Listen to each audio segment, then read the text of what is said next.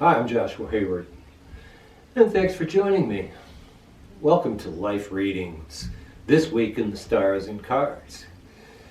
So let's get down to it and see what's up this week.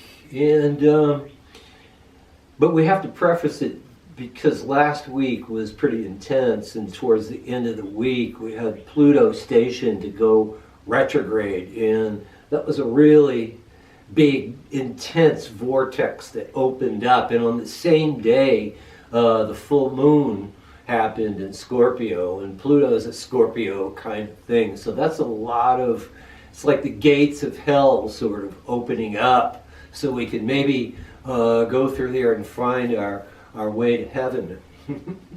In a way, all right? So keeping that in mind,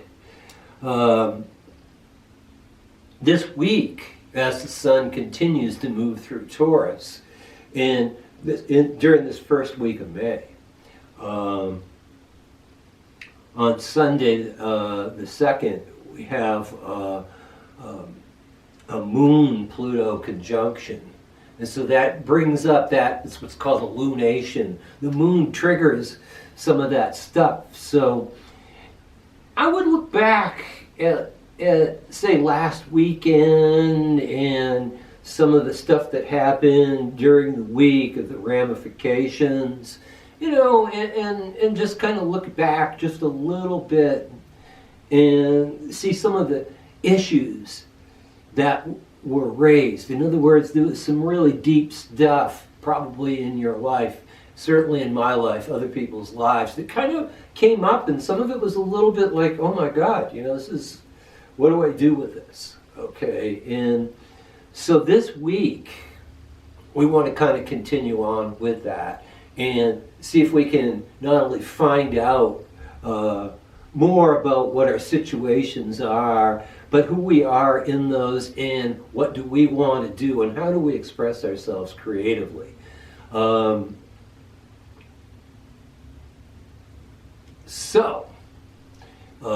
Moon conjunction Pluto, definitely kind of bringing some stuff up on Sunday, and then on Monday and Tuesday and throughout the week.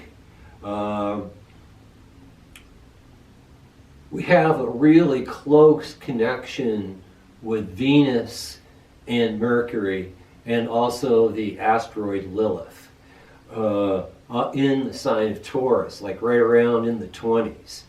And now that asteroid Lilith and those two planets, Venus and Mercury, well, first of all, when Mercury and Venus get together, there's this kind of creative, sort of chatty thing that comes up.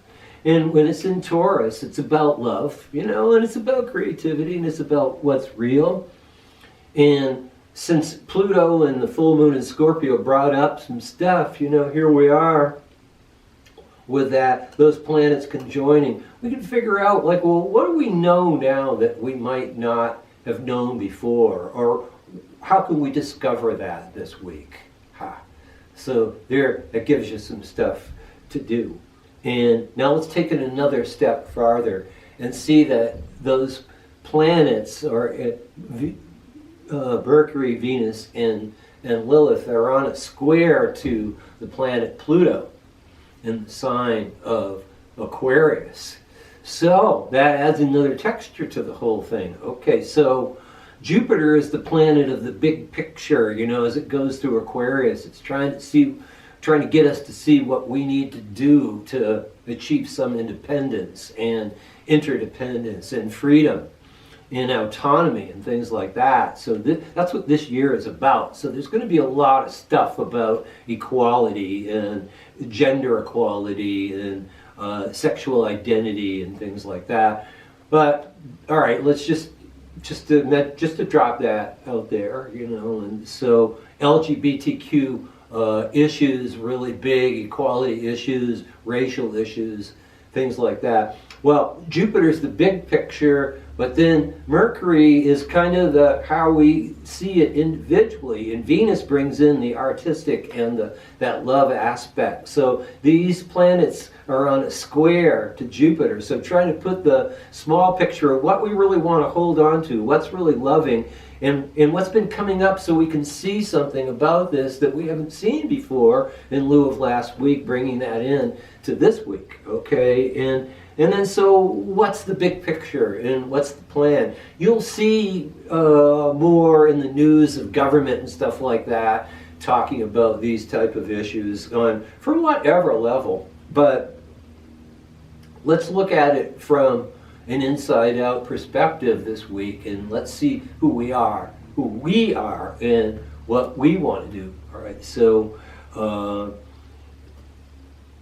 yeah, Venus squared Jupiter, we may just want to party, and beware of, consumption of too much whatever, with that kind of thing. Sometimes the thought process with Mercury, that could be interesting too. It should allow us to stabilize, though, and not go too far with any of that stuff. So let's keep things into balance and perspective, because we can actually make some good plans this week, or at least get a good consistent collective vision, for what we want individually and transpersonally too. Once again, maybe concerning yourself a little bit more with yourself, but also how you fit into the big picture, because we are all joined, even with all of this duality and polarization and all this hate that's being tossed around. Maybe we're learning this week how to love and how to be creative anyway, and how we can transform, how we can evolve through that. So that's kind of what I have for the astrology part. And now what I'm going to do is pick probably 3 cards. That seems to be what I kind of want to do. I guess we're going to do this at least today. And the first card, and these cards sort of go along with what's been said already. How can we integrate that stuff? Well, interestingly, the first card of the 3 is the Knight of Wands. In other tarot packs, it sometimes can be kings as well as knights. And wands are the suit of fire. So you might see different, like batons or different things for different tarot packs. But this is a guy that is pretty intense, and he can really succeed at things with an exertion of male energy, masculine type of energy. The shadow side of this card could be, some patriarchal stuff, that's maybe not too fun. But let's just see, I want to try to emphasize the upbeat stuff if possible. For me, this is a card of me moving towards excellence, with marketing and doing these videos and, being in the business of readings and making a difference in the community too. All right, so whatever that might be for you. But for all of us in general, since this is kind of a collective reading. And I'm gravitating towards this card right here. And very interestingly, and kind of in a fun way, this is the 9 of Cups. And so this is happiness. 3 times 3, the cups are overflowing. And so this is in relationship to the Knight of Wands. So that relationship with a dynamic, positive male energy, with this understanding, if it's going in the right direction, of course, if it's going with a true heart experience, happiness is associated with that. So, and let's look at a third card.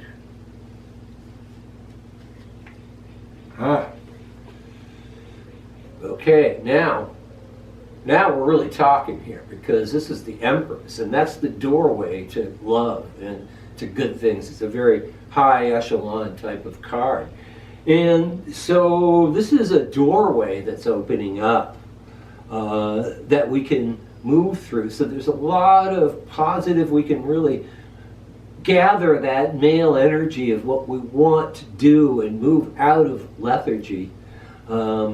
Yeah, we can really create happiness. On another side of things too, if we've discovered some things that are really painful from that past week, you know, on the Pluto station, all these planets going through Taurus, with Uranus being there too, that's another planet that the sun is associated with right next to it this week.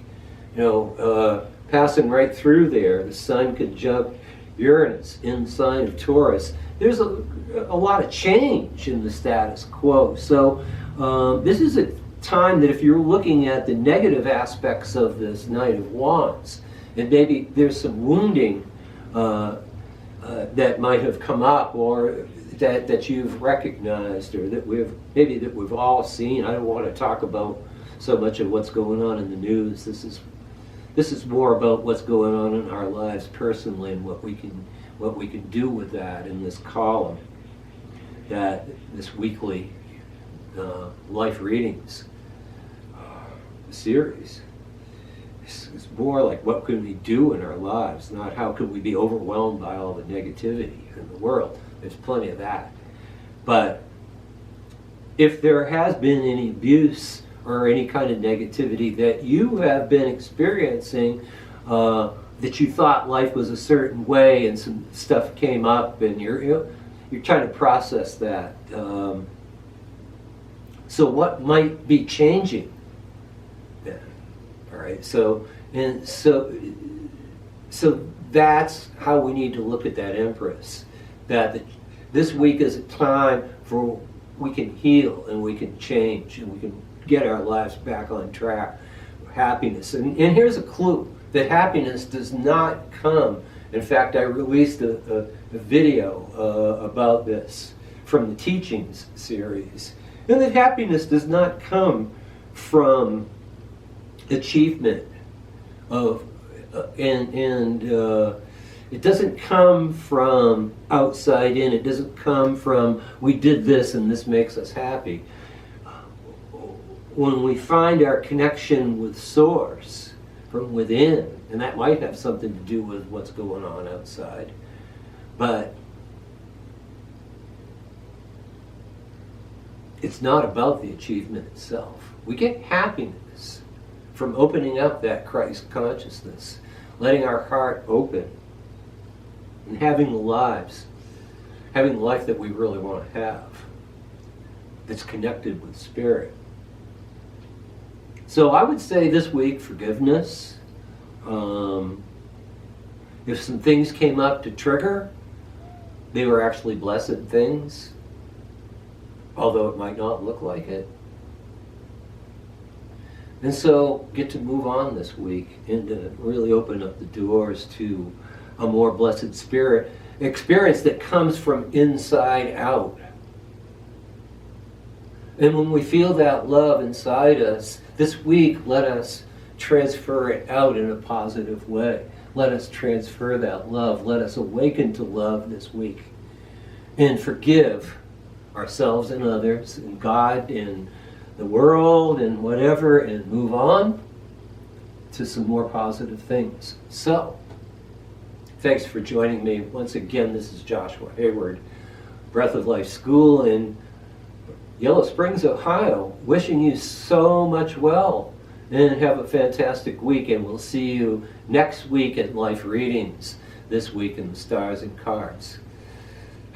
Namaste, and be well.